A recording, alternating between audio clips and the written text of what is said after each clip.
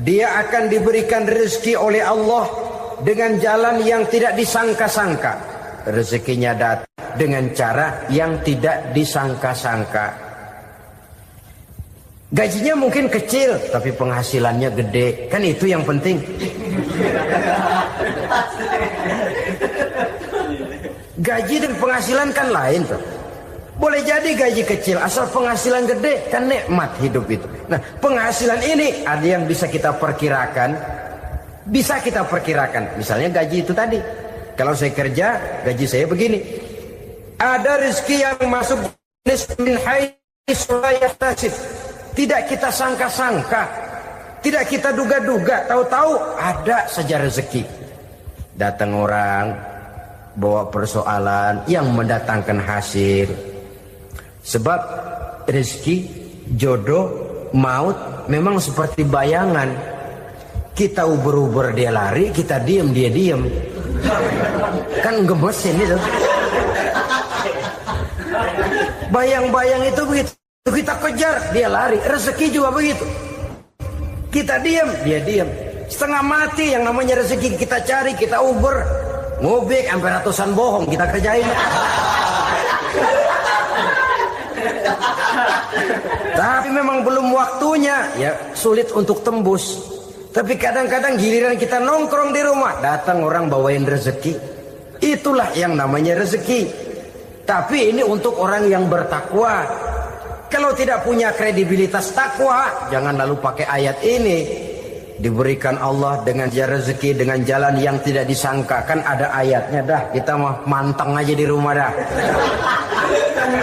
Ntar juga tuh rezeki datang.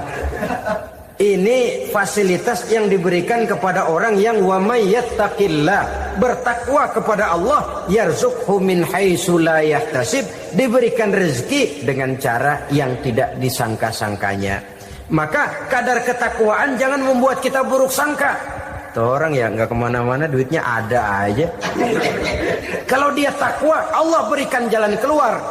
Yang lantas ngelihat kiai orangnya ahli ibadah, ilmunya tinggi, akhlaknya luar biasa, takwanya tinggi, rezekinya lancar, lalu husnuzon nih kiai nggak kemana-mana, duitnya banyak, miara tuyul kali ini. Itu termasuk jaminan Allah yang masuk kategori min haitsu la yahtasib. Yang ketiga, yaj'al lahu min amrihi yusra, dimudahkan segala urusannya. Dimudahkan segala urusannya. Kemudian yang keempat, yukaffir anhu sayyiatihi wa yu'azzim lahu ajra, diampuni segala kesalahannya dan dibesarkan pahala kebaikan yang dikerjakannya. Al-Quranul Karim memberikan tuntunan dan ajaran kepada kita bahwa orang-orang yang memperoleh kemenangan itu tidak lain adalah orang-orang yang bertakwa. Hanyalah mereka yang bertakwa kepada Allah Subhanahu wa ta'ala pada akhirnya akan tampil sebagai pemenang. Lalu siapa orang yang bertakwa itu? Dijelaskan dalam awal-awal Al-Baqarah. Orang yang bertakwa yang akan meraih kemenangan, pertama, allazina yu'minuna bil ghaib, yaitu orang-orang yang beriman kepada yang gaib. Percaya bahwa ada alam yang gaib, alam yang abstrak, alam yang tidak bisa dijangkau oleh salah satu daripada panca indera kita. Mereka percaya dan beriman kepada adanya malaikat, beriman kepada adanya iblis dan jin, beriman kepada adanya alam kubur, beriman kepada adanya alam mahsyar, beriman kepada adanya alam akhirat, beriman kepada adanya surga dan neraka. Beriman bukan cuma sekedar beriman dalam ucapan bibir saja, tetapi beriman yang nilai iman itu mampu mewarnai gerak dan gaya hidupnya. Iman yang meresap sampai ke tulang sumsum, kemudian memberikan dampak positif di dalam kehidupan manusia. Alam, kita tahu, adalah sesuatu yang selain Allah, dan Allah bukanlah alam. Apapun namanya selain daripada Allah, itu adalah alam. Alam pada hakikatnya terbagi menjadi dua. Ada alam syahadah, alam nyata, alam konkret, alam yang bisa dijangkau oleh salah satu indera kita. Kemudian ada alam ghaib, alam yang tidak bisa dijangkau oleh panca indera kita. Alam metafisika, alam abstrak, alam yang wajib kita imani keberadaannya. Kita percaya bahwa malaikat itu ada. Kita percaya kepada jin, bahwa jin itu ada. Kita percaya kepada adanya iblis dan setan. Bukan percaya kepada iblis dan setannya, percaya bahwa iblis dan setan itu ada. Itu termasuk salah satu daripada sifat orang yang bertakwa kepada Allah. Saudara-saudara kaum muslimin rahimakumullah, kecenderungan pembangunan yang lebih bersifat materialistis biasanya menggeser aspek kehidupan rohani. Orang berpikir empiri, dan dalam pola pikir yang demikian maka alam gaib tidak lagi mendapat perhatian. Aspek kehidupan yang bersifat rohaniah malah mulai ditinggalkan. Akibatnya terjadilah kepincangan di dalam kehidupan kita. Pernah ada satu pengalaman pribadi dalam perjalanan kembali ke tanah air. Dalam pesawat di sebelah kanan saya duduklah seorang Jerman namanya Heiner Simonsen. Iseng saya ajak kenalan, saya ajak ngobrol, saya tanya dia. Saya bilang, Mas Heiner ini, kalau pesawat yang kita tumpangi ini jatuh ke bawah, kira-kira apa yang bakal terjadi, Mas? Dia bilang, kita semua akan mati. Begitu? Iya. Oke. Apa itu mati? Tanya saya. Dia bilang, untuk tahu apa itu mati, kita harus tahu lebih dahulu apa itu hidup. Saya pikir nih bule bisa ngomong juga. Baiklah kata saya. Apa hidup menurut Anda itu? Oh, hidup itu dia bilang, kalau seluruh anggota badan kita bekerja secara normal, paru-paru memompa darah secara normal, jantung berdetak secara normal, sel-sel tubuh bekerja secara fit, dan organisme tubuh hanya mau bekerja secara normal, dia bilang, kalau kita memberi makan yang cukup, menu yang teratur, dan gizi yang lengkap. Saya bilang, kesimpulannya apa, Ner? Dia jawab, hidup adalah dari tangan ke mulut. Life is from the hand to the mouth, kata dia. Hidup adalah dari tangan ke mulut. Jadi masalah hidup tidak lebih daripada masalah isi perut. Orang pergi pagi, pulang sore, peras keringat, banting tulang, perut yang dibelain. Saya bilang, you are wrong. Sampean salah, Ner. Kamu orang Islam bukan? Bukan. Pantas. Kenapa saya salah? Dia bilang, ya jelas salah. Salahnya di mana? Kamu ini manusia. Kalau hidup cuma dari tangan ke mulut, saya bilang, kambing di kampung saya juga begitu pikirannya, Ner. Itu kambing di kampung saya, asal perutnya kenyang, sudah hidup dia. Perkara besok bagaimana, lusa prospeknya macam mana, bulan depan ada apa, kambing nggak pernah mikir. Di kampung saya kambing juga pikirannya begitu. Kamu Kristen ya? Tadinya. Loh kok tadinya, lalu apa sekarang kamu ini? Dia bilang, sekarang saya netral. Saya tidak beragama, tapi saya percaya kepada Tuhan sebagai pencipta alam. Saya ingat benar dia bilang, I haven't any religious, but I believe to God as the creator of the world. Kenapa bisa netral begitu, Ner? Habis saya bingung katanya. Islam bilang Islam baik, Kristen bilang Kristen baik, Hindu Buddha bilang Hindu Buddha baik, semua agama baik. Saya netral sekalian, nggak beragama. Yang penting saya percaya kepada Tuhan. Saya bilang, Ner, kamu ini kayak orang mau beli celana. Lalu bingung, yang satu bilang Levi's bagus, yang satu bilang Blue Jean hebat, yang satu bilang Wool England hebat. Celana ini hebat, celana itu bagus, celana ini hebat. Semua celana bagus, kamu bingung. Akhirnya netral, tidak pakai celana. Itu juga salah.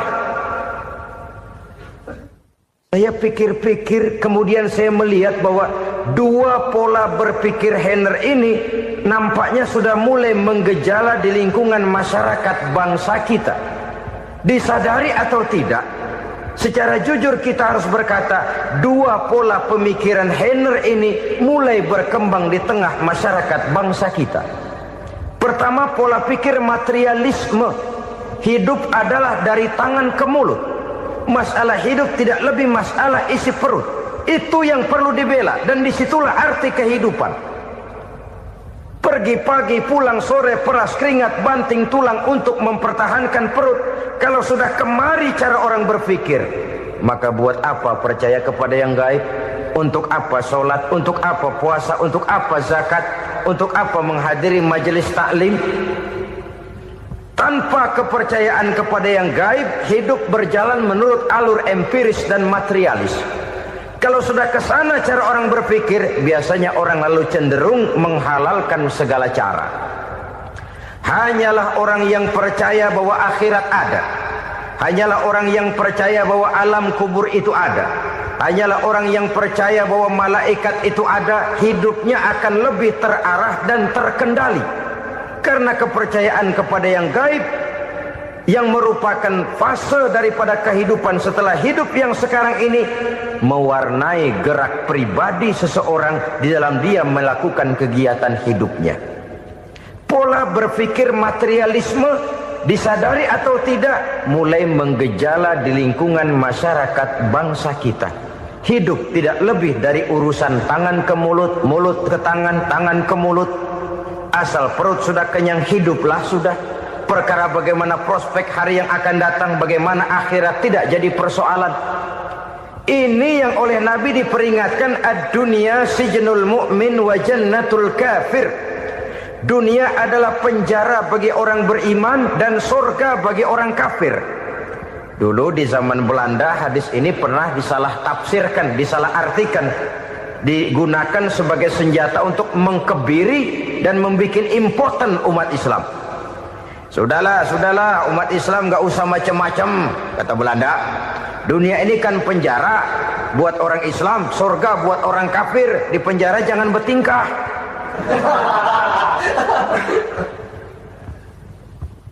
Pengertiannya tidak begitu. Dunia adalah penjara bagi orang mukmin. Artinya dalam kehidupan dunia seorang mukmin tidak bebas memperturutkan hawa nafsunya. Di penjara hawa nafsunya itu. Sebaliknya surga bagi orang-orang kafir. Buat orang kafir surgalah dunia ini. Mereka bebas memperturutkan hawa nafsunya. Dilarang tidak terlarang, dicegah pun tidak tercegah. Mereka hidup menurut alur bisikan nafsu mereka sendiri. Kemudian bila ajal datang, maut merenggut nyawa, selesailah surganya sampai di situ.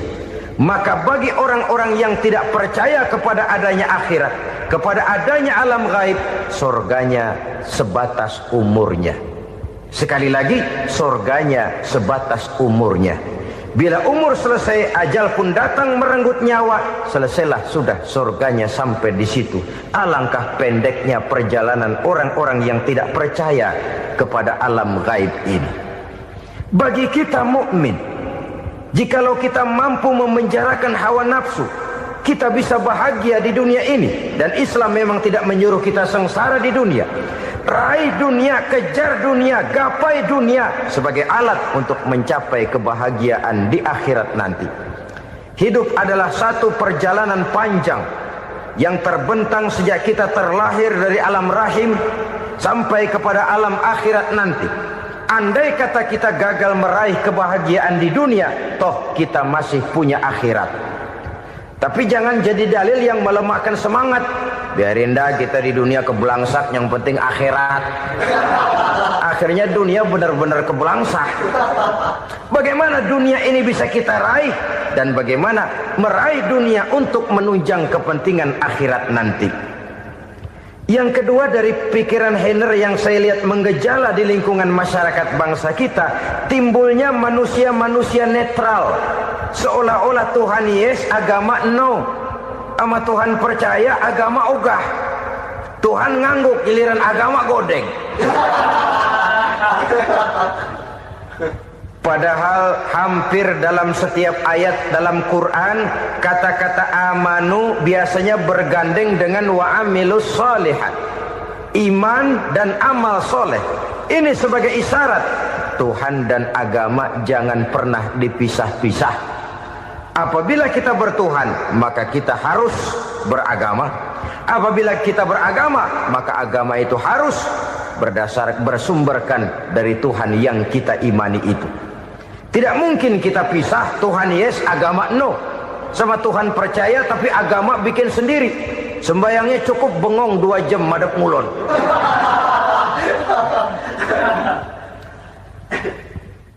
Saudara-saudara kaum muslimin rahimakumullah. Jadi dengan demikian, agama yang kita akui merupakan unsur mutlak di dalam pembangunan sekarang ini, merupakan bagian dari kehidupan yang menuntun kita bahwa di balik alam nyata ini, di balik alam syahadah ini ada alam gaib. Dan mudabbir, murabbi, yang mengatur, yang menguasai, yang memelihara baik dia alam nyata, baik dia alam gaib, tidak lain adalah Allah Subhanahu wa taala. Di sana ada satu super power, satu maha kekuatan yang kita perlu bersandar kepadanya. Sebagai makhluk nyata yang hidup di alam nyata, berbuatlah secara nyata sebagaimana harusnya kita berbuat. Karena Islam jelas bukan agamanya orang pemalas. Islam jelas bukan agamanya orang yang mengajarkan setelah selesai sholat boleh duduk, nggelenggem ayam-ayam, ndelohom, menghitung bintang di langit sambil menunggu keajaiban. Tidak. Islam adalah agama yang mengajarkan apabila sholat sudah selesai kamu kerjakan, bertebaranlah di permukaan bumi, cari karunia Tuhanmu. Jangan hidup berpangku tangan menunggu keajaiban, karena hidup bukan undian. Jangan berharap untung besar tanpa mau peras keringat. Tapi di sebalik itu toh kita juga harus yakin bahwa di sisi usaha nyata yang kita lakukan ada satu super power, satu maha kekuatan gaib yang menentukan berhasil dan tidaknya usaha kita. Kepercayaan kepada hal semacam inilah yang mendorong kita untuk mempunyai sandaran vertikal, agar jikalau usaha ini berhasil, kita tidak lupa diri dan lupa daratan. Jikalau usaha ini gagal, kita tidak putus asa dan buruk sangka, tidak cupik pandangan dan sempit hati, tapi mampu melihat persoalan dengan kacamata putih sambil husnuzon kepada Allah Subhanahu wa ta'ala. Kita percaya malaikat itu ada. Ada yang namanya raqib dan atid, mengawasi gerak hidup kita sampai kepada gerak hati kita. Ini memberikan sugesti agar kita berhati-hati, tidak sejengkal tanah pun kita bisa berlindung dari pengawasan raqib dan atid. Ada munkar nakir yang akan menyoal kita di alam kubur. Ada malaikat Malik, penjaga neraka. Ada malaikat Ridwan yang menjaga surga. Kita percaya kepada adanya jin, kita percaya kepada adanya setan, iblis. Percaya kepada adanya, bukan mempercayai si setan, si iblis lalu menjadikannya sebagai teman. Tidak. Percaya bahwa mereka itu ada dan merupakan makhluk Allah yang gaib yang diciptakan Allah Azza wa Jalla. Kepercayaan kepada alam gaib memberikan motivasi terhadap gerak lahir manusia, sehingga dengan motivasi kepercayaan kepada yang gaib, gerak lahir jadi lebih terarah, jadi lebih terpelihara. Pernah seseorang bertanya, "Pak, apakah adanya akhirat bisa dibuktikan secara ilmiah?" Saya bilang tidak bisa, tidak bisa. Kenapa? Karena yang berangkat nggak pernah pulang kembali lagi. Kalau dia pulang kemari bisa kita tanya bagaimana enak di sono. Cuma secara moral saya katakan, lebih beruntung orang yang percaya kepada akhirat daripada yang tidak. Sekarang saudara percaya akhirat ada, lalu saudara baik-baik di dunia, sholat, puasa, zakat, menolong orang lain, menebarkan kebajikan. Saudara mati, andai kata akhirat tidak ada, toh dalam hidup saudara sudah berbuat baik, paling tidak nama saudara akan dikenang sebagai orang baik. Sebaliknya, saudara percaya, kata saya, bahwa akhirat tidak ada, lalu hidup semau-maunya, tenggelam dalam maksiat dan munkarat, menentang Allah, tidak mau ruku dan sujud. Lalu saudara mati, kemudian akhirat ada, ayo mau apa? Bekal tidak punya. Jadi secara moral lebih beruntung orang yang percaya kepada adanya akhirat daripada yang tidak percaya. Dan itu alam gaib yang tidak bisa dibuktikan secara eksakt. Jangankan untuk membuktikan seperti itu, dalam kehidupan sehari-hari saja yang kita rasakan tidak selalu berbentuk toh. Angin, bagaimana sih bentuknya angin? Kita tidak tahu. Merah, buktinya kalau dikerok merah. Yang merah itu kulit, yang kulit kita bukan anginnya. Sakit, rasa sakit itu ada, tapi bagaimana bentuk sakit kita nggak pernah tahu. Kalau kita makan cabai pedas, bagaimana bentuk pedas itu tidak ada, tapi rasa ada. Bentuk pedas hijau, cabainya bukan pedasnya. Tidak semua yang kita rasakan bisa kita gambarkan dalam bentuk yang konkret. Oleh karena itu, sekali lagi bahwa kepercayaan kepada alam yang gaib mampu memberikan satu sugesti yang menata kehidupan seseorang lebih lurus, lebih terarah, dan lebih terkendali. Maka wajar kalau kepercayaan kepada yang gaib mengantarkan seseorang untuk meraih kemenangan. Kenapa? Dia percaya kepada yang gaib, bahwa akhirat ada, bahwa alam kubur ada, bahwa pertanggungan jawab itu ada. Maka dia lalu tidak hidup saenae udele dewe gitu loh. Tidak hidup menurut seleranya sendiri, terarah, teratur. Ini cirinya yang pertama. Orang bertakwa yang akan meraih kemenangan, mereka beriman, mereka percaya kepada yang gaib. Bahkan hal-hal konkret saja selalu berangkat dari yang gaib. Saudara-saudara, para remaja, para pemuda sekarang ini tidak pernah tahu toh siapa yang akan jadi teman hidup saudara. Kita bisa saja ngerancang, mentargetkan, tapi toh akhirnya yang namanya jodoh bukan kekuasaan kita. Rezeki di luar kemampuan kita. Begitu juga ajal, maut, jodoh, ajal adalah contoh-contoh konkret bahwa pada akhirnya yang gaiblah yang menentukan. Bertahun-tahun ngelancong, emang jodoh seret nggak jadi.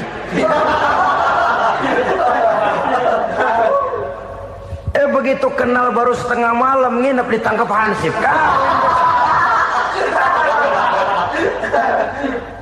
Hal-hal semacam itu kadang-kadang kita berpikir suuzon, gile, perempuannya cakep banget, lakinya rebek amat.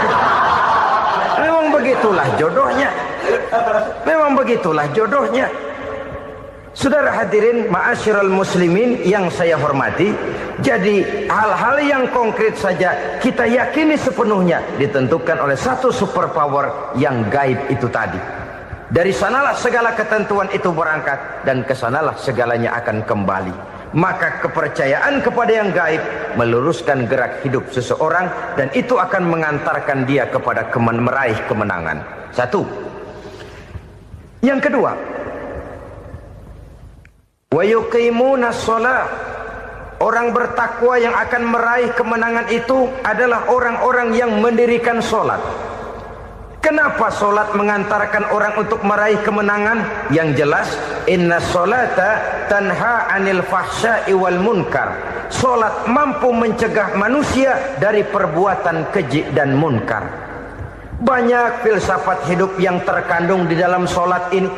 Sejak kita wudhu sampai kita menghadap ke arah kiblat, sampai kita melakukan gerak-gerak solat, bacaan-bacaan yang ada di dalam solat, lalu sampai kepada mengucapkan salam.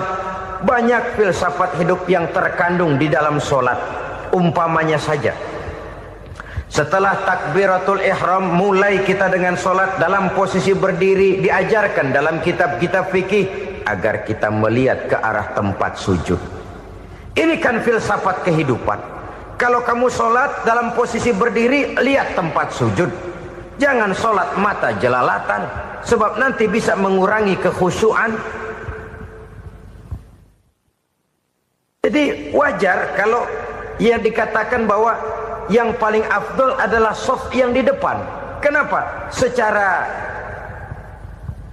harfiah pengertiannya akan lebih mengundang kekhusyuan. Kenapa? Kalau kita di shaf paling depan, di masjid umpamanya paling banter kita lihat tembok. Tapi kalau kita shaf di tengah atau di belakang, orang-orang di depan kita pun akan kelihatan. Yang bajunya loreng, yang bajunya genggang, yang bajunya macam-macam. Kita lihat, kadang-kadang kita pikirin, ada yang bajunya bolong. Kita sholat tapi dalam hati, ini orang bajunya robek, yang nggak tahu apa. Ada saja hal-hal yang mengusik kekhusyuan kita. Oleh sebab itu diajarkan dalam posisi berdiri, lihat, arahkan pandangan matamu kepada tempat sujud. Ini kan filsafat kehidupan. Maksudnya apa? Kalau lagi diri, lihat dong tempat sujud. Kalau udah di atas, ingat dong sama yang bawah. Kalau sudah tinggi, ingat dong dari mana kamu berangkat. Kalau sudah berkuasa, bantu dong yang lemah. Kalau sudah kaya, santuni dong yang miskin. Kalau sudah alim, bimbing dong yang awam. Ini filsafat kehidupan. Dalam posisi berdiri, kau lihat tempat sujud. Ini akan melahirkan kepekaan sosial, di mana seseorang mau tahu kepada orang lainnya. Bagaimanapun kaya kita, tinggi pangkat dan jabatan kita, jikalau hidup hanya untuk kepentingan perut sendiri saja, rasanya belum membawa manfaat di dalam kehidupan kita. Tapi efek yang tertinggi sesungguhnya, solat mencegah manusia dari perbuatan keji dan munkar. Perbuatan keji dan munkar, walaupun kelihatannya mendatangkan uang, membawa keuntungan, tapi itu keuntungan semu, keuntungan sementara. Dengan menipu orang lain kita bisa dapat untung, tapi tidak membawa berkah. Dan itu adalah kerugian besar dalam kehidupan kita. Maka untuk meraih kemenangan, harus dimulai dengan membentuk kepribadian yang tegar, memiliki sandaran vertikal yang langsung kepada Allah Subhanahu wa ta'ala. Dan itu hanya bisa kita tempuh melalui jalur ibadah formal yang sudah ditentukan Allah, yakni solat yang 5 waktu. Untuk memperkuat itu, ada solat-solat sunnah, rawatib, nawafil, sebagai terminal-terminal kontrol cadangan untuk memelihara stabilitas temperatur batin di dalam kita berhubungan dengan zat yang maha gaib, yaitu Allah Subhanahu wa ta'ala. Orang sering bertanya, Pak, itu tetangga saya nggak sholat, duitnya nggak habis-habis, Pak. Nggak sholat tapi mobilnya tambah terus. Nggak sholat tapi usahanya makin maju.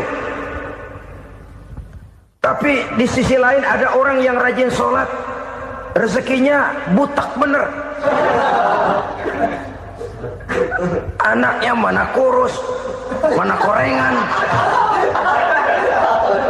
Saudara hadirin ma'asyiral muslimin rahimakumullah. Harus saya katakan bahwa solat memang bukan untuk cari duit. Solat adalah sandaran vertikal kita kepada Allah. Sedangkan soal rezeki itu berkaitan dengan sifat Allah maha pengasih dan maha penyayang. Allah maha pengasih, siapapun dikasih kalau mau usaha. Allah maha penyayang, tidak semua orang disayang oleh Allah Azza wa Jalla. Dan belum tentu banyak harta itu merupakan nikmat. Mungkin juga istidraj. Artinya istidraj itu dikasih tapi diambulin, kalau bahasa Betawinya itu. Dikasih tapi diambulin, itu bukan merupakan nikmat sesungguhnya, lebih merupakan azab dari Allah Subhanahu wa ta'ala.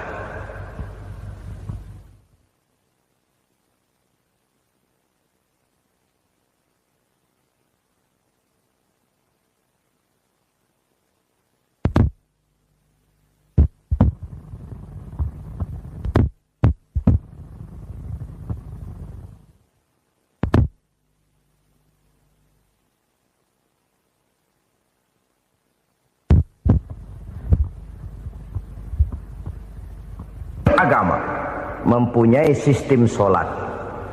Dan kita umat Islam telah dituntun oleh Allah Subhanahu wa ta'ala yang wajibnya 5 kali dalam sehari semalam mendirikan sholat. Dan itu tentu berada dalam jangkauan kemampuan manusia. Pada awalnya barangkali kita memang merasa sholat itu satu kewajiban. Tapi semakin kita hayati makna, manfaat dan filsafat yang terkandung di dalam ajaran sholat, semakin sampai kita kepada keyakinan bahwa sholat adalah keperluan kita. Sehingga pada waktu tertentu dinilai puncaknya, kita tidak lagi akan berkata saya wajib sholat, tapi kita akan berkata saya perlu sholat. Kalau kita sudah merasakan itu adalah keperluan kita, nah di sanalah kita baru akan merasakan ruginya kalau hal itu tidak kita laksanakan. Sepanjang kita masih berkata saya wajib sholat, kita akan lebih merasakan dia sebagai beban ketimbang sebagai keperluan. Yang jelas Allah tidak memerlukan ibadah yang kita laksanakan ini. Dengan kata lain, andai kata satu dunia penuh ini orang tidak ada yang sholat satu pun, Allah tidak akan turun dari jabatan Tuhan. Jangan lalu berpikir kalau kita ngambek se-RW kagak sembahyang Tuhan tekor kali ini ya. Tentu tidak. Itu perlunya kita, bukan perlunya Allah. Dan pada induknya kita akan berkata saya perlu agama. Kalau secara induk kita sudah memerlukan agama, maka konsep-konsep yang ada di dalam ajaran agama itu pun adalah juga merupakan keperluan kita. Baik dia bernama sholat, baik dia bernama puasa, baik dia bernama zakat, baik dia bernama haji, seluruhnya adalah keperluan kita. Dan sesuatu yang kita perlukan apabila tidak kita laksanakan akan melahirkan kerugian di dalam kehidupan. Jangan heran kalau kita membaca riwayat perjalanan hidup para salafus soleh, orang-orang soleh. Ada yang tahajud sampai 100 rakaat, ada yang sholat malam kakinya sampai bengkak. Kita sekalinya bengkak biri-biri. Ada yang sholat membaca surah dalam Al-Quran sampai khotam Quran. Kok mau? Mereka sudah merasakan itu keperluan. Itu saja soalnya. Satu saat pun jikalau kita merasa bahwa itu keperluan saya, kita pun akan melaksanakan seperti itu. Keperluan saya dalam kehidupan. Inilah yang kedua. Yang ketiga, orang bertakwa yang akan meraih kemenangan itu, wa mimma razaqnahum yunfikun. Mereka membelanjakan sebagian daripada rezeki yang diberikan Allah kepada mereka. Mereka infakkan di jalan Allah. Ada satu dialog menarik. Satu hari seorang anak muda bertemu dengan seorang kakek-kakek yang sudah dikenalnya baik. Bertanyalah anak muda ini, "Kek, umur kakek berapa tahun?" 15 tahun, kata si kakek. "Anak kakek berapa orang?" 1. "Harta kakek berapa banyak?" 15 juta. Si anak muda ini bengong. Lalu protes, "Kok kakek bohongin saya?" "Kenapa?" "Saya tahu umur kakek 70 tahun. Kenapa ngaku 15? Saya tahu anak kakek 5. Kenapa bilang 1?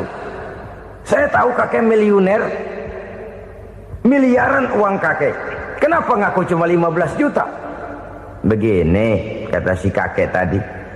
Benar, umur saya 70 tahun. Tapi dari umur yang 70 tahun itu baru 15 tahun terakhir ini saya merasakan ibadah kepada Allah. Meninggalkan maksiat, jauh dari segala macam munkarat. Maka yang 15 tahun inilah yang benar-benar saya rasakan sebagai umur saya. Benar anak saya 5, tapi yang 4 susah diatur. Cuman 1 rasanya nih yang bakal jadi si buah hati belahan jantung pelanjut cerita penerus sejarah. Cuma 1 ini yang saya harapkan yang akan jadi anak soleh, yang akan membuat saya menerima pensiunan pahala. Kalau yang 4 apek dah, nggak ada harapan. Yang satu nyekek botol melulu. Oh begitu, iya. Lalu kenapa kakek bilang harta kakek cuma 15 juta padahal saya tahu kakek uangnya miliaran, depositonya banyak? Ya karena 15 juta itulah yang saya ingat yang pernah saya belanjakan di jalan Allah.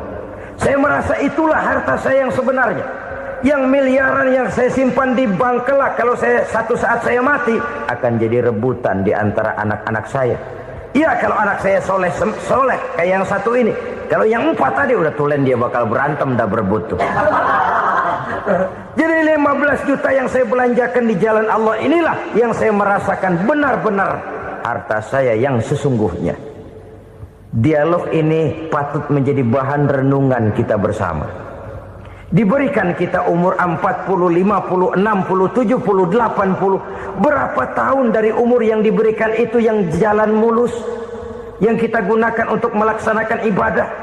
Banyak harta kita simpan di bank, di lemari, di dompet, di tas. Tapi berapa yang sudah kita depositokan di jalan Allah yang akan menemani kita di hari kita kembali nanti? Maka orang bertakwa yang akan meraih kemenangan, wa mimma razaqnahum yunfikun, mereka membelanjakan sebagian dari rezeki yang diberikan Allah di jalan Allah Subhanahu wa ta'ala. Ma'asyiral muslimin rahimakumullah. Zahirnya memang kita memberikan kepada orang lain, tapi hakikatnya kita menyimpan untuk diri kita sendiri. Kita memberikan kepada yatim piatu 25.000. Zahirnya kita memberikan si yatim, hakikatnya kan kita cuma nyimpan.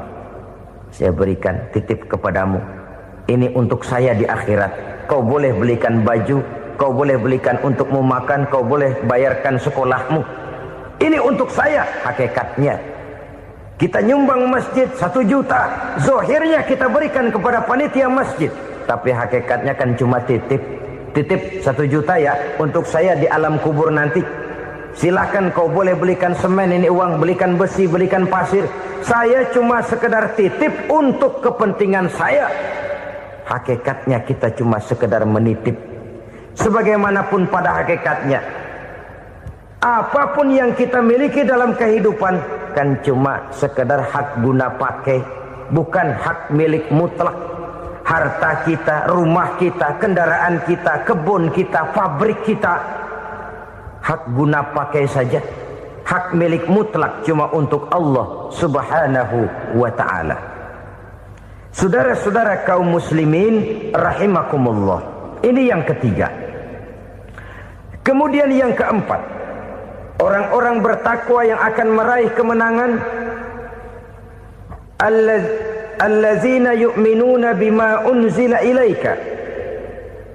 Mereka yang beriman, mereka yang percaya kepada apa yang telah diturunkan kepadamu Muhammad, ay Al-Quran, yakni Al-Quranul Karim.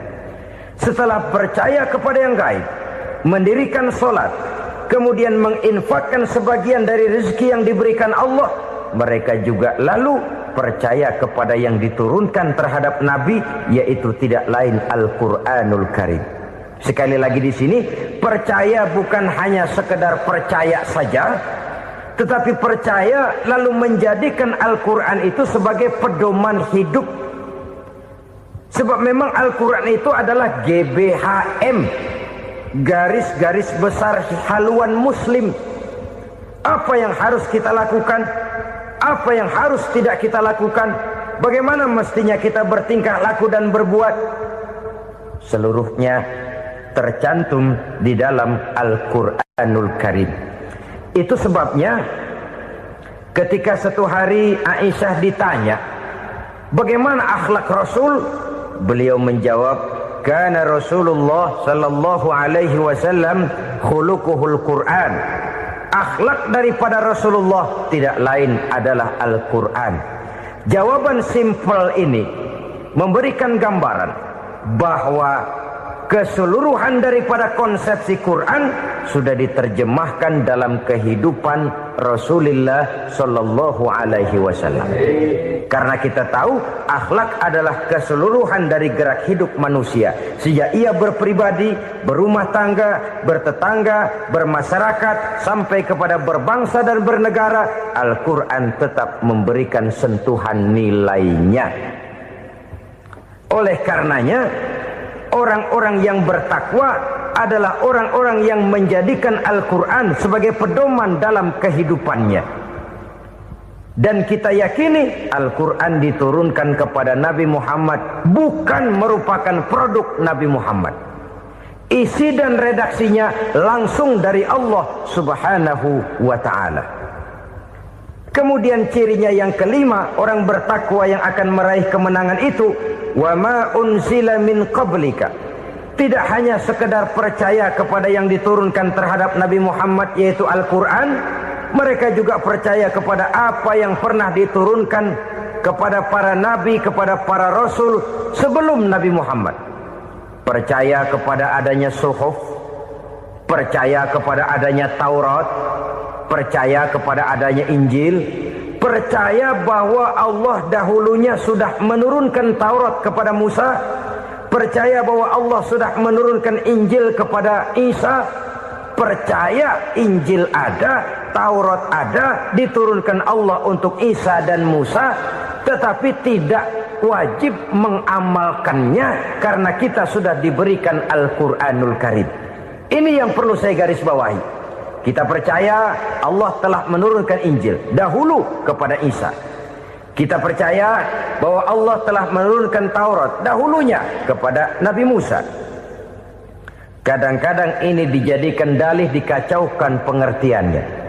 Quran saja mengajarkan bahwa orang yang bertakwa harus percaya kepada Injil, maka pakailah Injil. Apalagi kalau ayat sebelumnya ditilap, dihapus, dihilangkan, Injilnya yang ditekankan, maka akan terjadilah penekanan yang salah arah. Karena salah arah akhirnya bisa merusak dan menghancurkan akidah. Ketika Rasul suatu saat pernah ditanya orang, "Ya Rasul, bagaimana sikap kita sebagai muslim terhadap Injil yang ada sekarang?" Beliau menjawab, "La tukadzibuhu jami'an wa la tusaddiquhu jami'an." Jangan didustakan seluruhnya, jangan juga dibenarkan semuanya. Artinya, ini sudah merupakan gambaran dari Rasul bahwa dalam Injil yang ada sekarang masih ada ajaran-ajaran tauhid yang dibawa oleh Nabi Isa dan diajarkan kepada umatnya. Tapi juga dalam Injil yang sekarang ini sudah terkena intervensi dan investasi manusiawi. Karena itu Rasul menyimpulkan, la tukadzibuhu jami'an wa la tusaddiquhu jami'an. Jangan didustakan semua, jangan dibenarkan seluruhnya. Kita memang percaya Allah telah menurunkan Injil kepada Nabi Isa dulu, tapi kita tidak wajib mengamalkan Injil. Kita percaya Allah telah menurunkan Taurat kepada Nabi Musa, tapi kita tidak wajib mengamalkan kitab ajaran Taurat. Yang wajib kita percayai dan kita amalkan hanyalah Al-Quranul Karim. Kenapa? Oleh karena baik yang ada di dalam Taurat, baik yang ada di dalam Injil, tentu tercakup di dalam Al-Quran sebagai kitab terakhir yang diturunkan oleh Allah Subhanahu wa ta'ala. Dan itu wajar. Kalau seorang pejabat mau mengeluarkan satu keputusan baru, tentu dia harus meninjau keputusan-keputusan lama. Andai kata dianggap tidak berlaku, dianggap tidak relevan lagi, maka keputusan-keputusan lama itu tentu sudah dianggap tidak berlaku. Sebagian daripada aturan-aturan dalam keputusan lama yang masih dianggap relevan tercantum dalam keputusan baru yang wajib diamalkan. Begitulah hubungannya antara Al-Quran, Taurat, Zabur, dan Injil. 4 kitab samawi yang diturunkan Allah masing-masing kepada Zabur untuk Nabi Daud, Taurat untuk Nabi Musa, dan Injil untuk Nabi Isa alaihi wassalatu wassalam. Ketiga-tiga kitab itu kita percayai adanya, Kita yakini Allah telah menurunkan Zabur, Taurat dan Injil. Tapi kita tidak wajib mengamalkannya. Yang wajib kita mengamalkannya sekarang ini tidak lain hanyalah Al-Quranul Karim saja. Karena ia mencakup apa yang ada di dalam Zabur, apa yang ada di dalam Taurat, dan apa yang ada di dalam Injil. Keotentikannya bisa dipertanggungjawabkan. Ya, tapi kan Nabi Muhammad sudah mati 14 abad yang lalu. Dan di zaman beliau Al-Quran kan belum dikodifikasikan, belum ditulis. Bagaimana keotentikannya bisa dipertanggungjawabkan? Mudah saja. Allah berjanji, inna nahnu nazzalna dzikra wa inna lahu lahafizun. Kami yang menurunkan Al-Quran dan kami yang akan menjaga dan memeliharanya. Allah turunkan Quran, Allah menjaganya. Bagaimana cara Allah menjaga Al-Quran itu? Banyaknya orang-orang yang hafaz Al-Quran. Hafaz Al-Quran 30 juz, 114 surah, 6.666 ayat. Sehingga jangankan satu kata, jangankan satu ayat, satu kalimat saja berubah, sudah akan timbul reaksi dan mudah dimengerti. Kenapa? Banyak orang-orang yang hafaz Al-Quran. Sedangkan pada setiap akhir tahun biasanya malaikat Jibril selalu mengadakan checking terhadap ayat-ayat yang diturunkan pada waktu itu. Di zaman Nabi sendiri sudah ada usaha kodifikasi. Dan yang lebih luar biasa lagi, sampai hari ini tidak seorang pun mampu membuat satu ayat saja semacam Al-Quran. Ke bahasa manapun dia diterjemahkan, naskah aslinya tetap ikut. Rujukan dasarnya tetap ada. Berdasarkan itu, maka tidak mungkin terjadi penyelewengan terhadap atau pemalsuan terhadap ayat-ayat Al-Quranul Karim. Kesuciannya, keotentikannya, kemurniannya bisa dipertanggungjawabkan. Ma'asyiral muslimin rahimakumullah. Oleh karenanya, konsepsi dasar daripada ajaran Islam ini memang tidak lain adalah Al-Quran dan Sunnah. Isi daripada agama Islam yang merupakan iman, Islam dan ihsan, konsepsi dasarnya tidak lain adalah Al-Quran dan Sunnah Rasulullah Sallallahu Alaihi Wasallam. Maka yang kita perlukan sekarang ini adalah terjemahan Al-Quran di dalam kehidupan kita. Dengan demikian, maka gaya kehidupan yang lebih Qurani itulah yang kita dambakan. Kita perlu memang terjemahan Quran dalam bahasa Inggris, dalam bahasa Belanda, dalam bahasa Jepang, tapi yang lebih kita perlukan adalah terjemahan Quran di dalam kehidupan kita. Konsekuen, tidak memanipulasi, ringan sama kita jinjing, berat sama kita pikul. Jangan kalau lempengan ayat Quran tuh kira-kira enak diamalin, keras teriakan kita. Giliran kira-kira ayat Quran itu mukul kepala kita sendiri, diam kita. Itu ciri yang pernah disindir Allah dalam awal-awal Baqarah juga. Ciri beragamanya orang yang munafik. Kullama adha'a lahum masyawfi, kata Allah. Wa iza azlama alaihim qamu. Apabila terang mereka jalan, apabila gelap mereka berhenti. Artinya, kalau kira-kira di Islam nguntungin, rame-rame pada teriak Islam. Tapi ketika diminta untuk berjuang, ketika dituntut untuk berkorban, rame-rame mengundurkan diri. Nasib agama tidak ubahnya seperti daun pisang yang dikait orang di tepi jalan lantaran tak berpayung di ketika hari hujan. Manakala hujan usailah sudah, daun itu pun dicampakkan di tepi jalan, diinjak pula orang nan lalu. Artinya orang menjadikan agama cuma sebagai lipstick, decoration only, tidak konsekuen. Hanya pada saat-saat kelihatannya Islam membawa keuntungan, rame-rame orang teriak-teriak tentang Islam. Tapi jikalau diminta berjuang, jikalau dituntut untuk berkorban, biasanya rame-rame juga mengundurkan diri. Jangan heran kalau mayoritas hitungan kita, tapi minoritas peranan kita.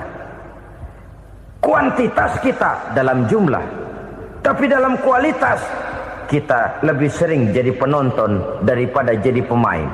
Padahal itu sangat tidak boleh terjadi. Umat Islam di Indonesia harus bangkit. Umat Islam di Indonesia harus sadar akan keberadaannya. Tidak boleh hanya jadi penonton berpangku tangan. Karena memang agama kita juga mengajarkan untuk konsekuen di dalam menjabarkan ajaran-ajaran daripada agama kita. Kita sering jatuh menjadi umat yang lemah oleh karena kita ini tidak pandai menggalang kebersamaan yang diakibatkan tidak konsekuennya kita. Diistilahkan bahwa umat Islam di dalam menggalang kebersamaannya itu harus seperti orang main sepak bola.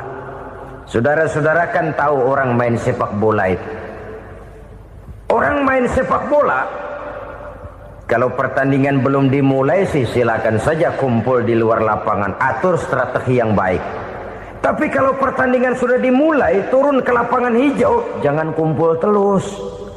Ada sepak bola gotong royong, mundur rame-rame, depan ke depan kumpul melulu mainnya. Kalah.